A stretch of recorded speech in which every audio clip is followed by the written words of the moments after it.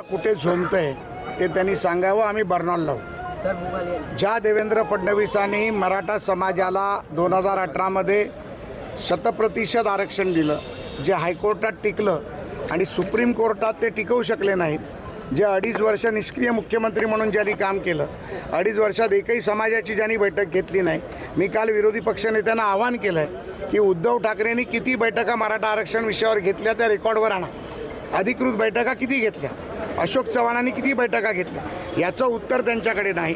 आणि मग ज्या देवेंद्र फडणवीसांनी मराठा समाजाला आरक्षण दिलं, त्या समाजाचा नेता म्हणून, या राज्याचा माजी मुख्यमंत्री म्हणून त्याचं 37 वेळा नाव घेतलं, असा जो उपरोधिक टीका त्यांनी केली, त्यावर माझं काल सभागृहात उत्तर होतं की 37 वेळा नाही, 37 लाख वेळा आम्ही त्यांचा जप करू. ज्यांनी समाजासाठी केलं, राज्यासाठी केलं, राज्याच्या हितासाठी केलं, विकासासाठी केलं, त्यांचं नाव घेतल्यानंतर जर यांना झोंबत असेल तर त्यांना बर्नॉल लावल्याचं काम आम्ही करू. उद्या धारावीच्या एकंदरीत प्रकल्पावरतून आता अदानी विरोधात मोर्चा काढण्याचं काम ठाकरे गटाकडून केलं जात आहे. कशा प्रकारे या मोर्चाकडे बघताय? UBT नावाचं आता एक ATM कार्ड फार पूर्वीपासून विचलित आहे. 25 वर्ष झालं UBT नावाचं कार्ड चालतं आहे. ते कार्ड मला वाटतं अदानीने अजून फिल केलेलं नाही. ते कार्ड भरलं की पोपट बंद होईल, मग पोपट बंद झाला की मोर्चा कमी होईल. त्यामुळे ते कार्ड फिल करण्यासाठी या मोर्चाचं नाटक आहे.